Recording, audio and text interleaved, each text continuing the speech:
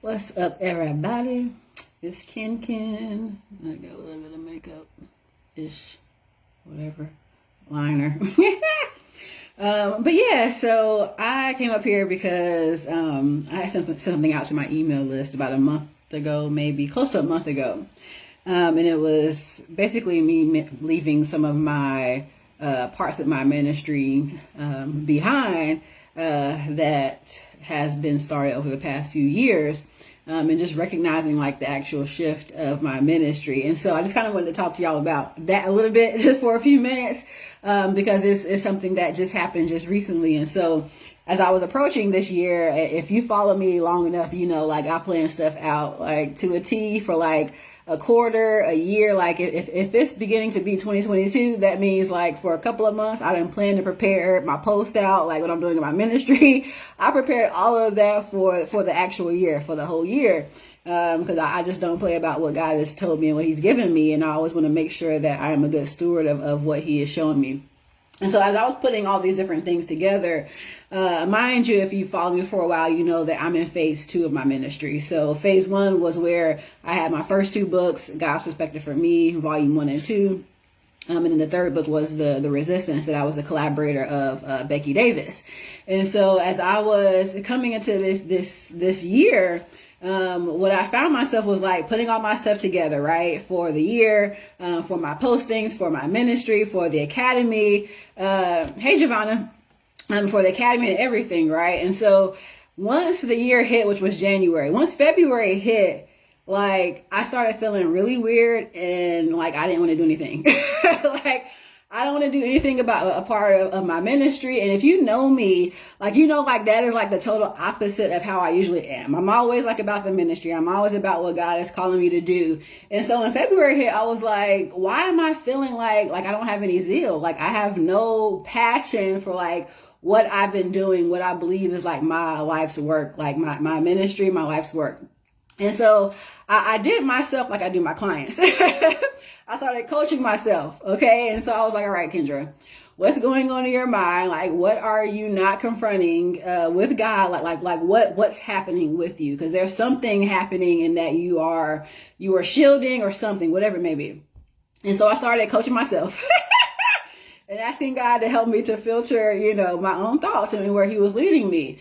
And so because I see my ministry in phases and I'm always trying to exhaust the phases, once I got to the beginning of this year, I had pretty much planned and prepared and like upgraded my membership for my clients. So they literally, you don't have to be on social media to do any of my work, my videos, my downloads, whether you're coaching with me, whether you're in the academy, whatever it is that you have with me, like it's all on this platform over here. The community's on that platform. Like we're really doing work. Like we don't have time for the social media and all of that good stuff. And so after getting all that upgraded, getting all that updated, God was like, okay, so the individuals that you've been working with, like that, no more. Like it's not going to be in the same way you've been doing it. Now, again, if you've been, you know, with me for a little while, you know that my goal has always been for the churches. So when I first started and I was writing the books, I had a few of my preacher friends ask me like exactly like where they felt like God was leading me. And they all pretty much said, oh, so you want to do discipleship? Like you want to do like pastoring as far as being able to help people get from one place to the next and help them spiritually and get to a better place in where God is calling them to do in ministry. And so I was like, well, yeah, that's what I want to do. And so as I was having these conversations, it was like God was like starting to show me like how that looks. But of course, you know, like you can't go to pastors and leaders and be like, hey, like I want to do discipleship with your church. Without having any kind of backing of like what you do or having some kind of success. So when you saw me launch my coaching ministry in 2019, towards the end of 2019, that's what that was for. It was for me to be able to help people in their lives get through the things in their past, the different sins, the trauma that they've dealt with, understand who they are in Christ, get into the ministry that God has called them to, and ultimately go ahead and get that started. And mostly that was online.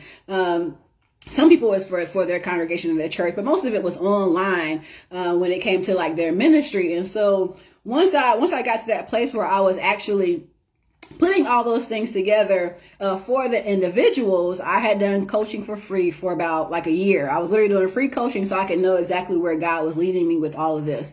And so as he was showing me it all, I launched the coaching in 2019. It was fully for individuals. And of course, anybody who knows me knows that as I start something, I'm like perfecting it all the way through. Okay, this works. Okay, this didn't work. Okay, this is going to work. This don't work. All right, God, are you leading me here? Are you leading me there? So as I'm going through all of this different stuff and I am getting to 2022, I'm getting it all perfected in phase 2, right? And then all of a sudden, God is like, it's time to go to the churches. And I'm like, God, I just perfected phase 2 for phase 2. And it's like, duh, Kendra, you perfected phase 2 to go into phase 3. Like, that's what God is calling you to, like, recognize the shift. And for myself, I had to like recognize the shift and actually say yes to the shift, because I was starting to know, like, God was showing me, okay, I want you to start to work with churches and doing some beta testing with the churches. And because I pretty much have the system already, there will just be certain pieces that I need to make sure I put together, because it's going to be different from somebody doing online ministry versus somebody that's in a congregation or the group that's coming to me. And so I'm like, all right, God, well, I'm supposed to be like getting maybe 100 people to go through my coaching, at least 50 people. And God is like, the 13 people that you have gone through your program is good enough for a church to say yes. Like, stop thinking you have to have 50 people, 100 people, 200 people go through your coaching program. Like, the people that have already gone through it, like, it's enough. And because that is not the end goal, that was for you to be able to get to where you needed to be, for me to help, for me to go into actual churches to do this discipleship program. Like, it is time. It is now. And so for that whole month, I was feeling really weird and odd, because for one, I didn't fully recognize the shift. 2, I didn't want to go through the shift because I was like, well, I'm getting things together for the actual academy. It's like, the academy is for the churches. You've been trying to put the academy together for individuals, Kendra, but you didn't know I was leading you to have the academy. Oh man, hallelujah. For the actual churches. And once they come into your academy, like, everything is ready for them. Like, literally everything that they need, all they have to do is once the leader say, yes, we want to be able to use you, all they got to do is a few clicks and here we are together. God is just so awesome, y'all. He's just so awesome. And so recognizing that shift at this point now, it's like, okay, well then what do I do with the individuals? I mean, of course, I'm not doing a hard stop. Like, this year is of him showing me how he wants me to go about it. I'm like, all right, God, well, you'll show me how to go about it. There are certain things that I can plan and prepare for, and I can like see the vision that God has given me, and I can like fully plan what that looks like. But here it's like, I don't know. Like, I'm literally having to lean on God and say, all right, I'm doing this a little bit over here. I'm doing this a little bit over here. I'm praying, all right, God, is that the thing? Is this the thing? And not being stuck in what the thing is, so that he can continue to use me as he needs to use me, so that as this year goes about and I'm launching to churches fully next year, this thing is running. This thing is running. And so it's exciting, for one, that I've recognized the shift and I am fully humble myself to the shift. But also it's like, okay, I have the churches and I know how that's going to look. I'm putting those things together, God. The individuals I don't know, but then God has been starting to like show me and tell me, like, this is how you're going to help those like in the marketplace. Like, you're going to help those over here this way. You're going to help those that are for churches in this way. And it's really all a lot of the same material. Some of it is different because of the different platforms, but it's just like why was I even hesitating? Like, God, like, you're just amazing for like just showing me, and I'm putting things together as we speak, just showing me like how it's all just working out and just working together, and how as long as I exhaust the phases and I'm asking God, I'm not trying to shift to this phase and that phase, and I'm thinking I'm in a harvest season when I'm only in a seed planting season, that I'm actually humbling myself. He'll show me exactly like where I need to be. And so it's just amazing that as I am thinking that I am perfecting phase 2, I was just exhausting phase 2 so that I could have the platform that churches actually need. So it's just amazing. And for all of you out there, just recognize the shift and humble yourself to the shift, that whatever God may be leading you, whatever ministry he's called you to, like, recognize it and don't fight God. Like, just don't do it. Because the longer you fight him, the longer you're in disobedience, the longer you start to have this pride and you doing what you want to do on your own thing. And it's like, no, that's not what God said. Like, God is calling you to this over here, and I need you to shift. I need you to shift. And when you're moving with God, you can shift with him, and everything isn't as hard. It isn't as consuming. It isn't as burdensome, because you actually just shifted with him and walked with him.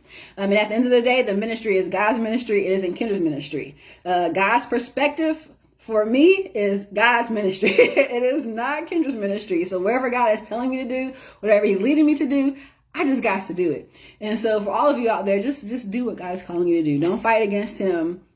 Whatever phase in your ministry you're in, exhausted. And when the time comes, God may be shifting you to something different, but it's okay, because it's exactly where he needs you to be. And for me, that's the goal. That's been the goal. And so I have sent an email out to a church. I have pitched my own church. Like I didn't got my little pitch,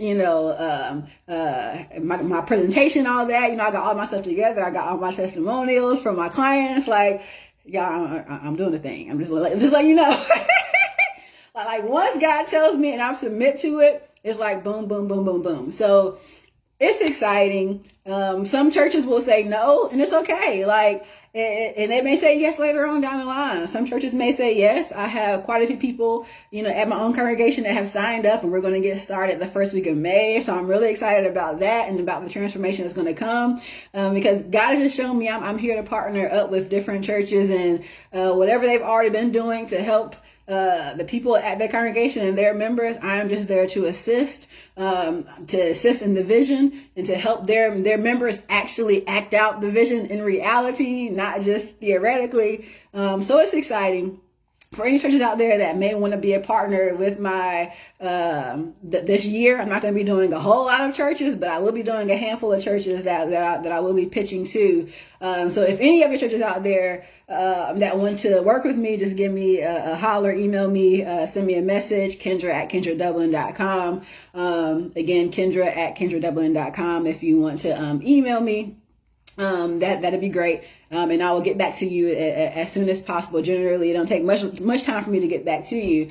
But I'm just grateful. I'm excited. I'm excited for how God is going to just use the ministry, for the congregations and for those that want to do online ministry.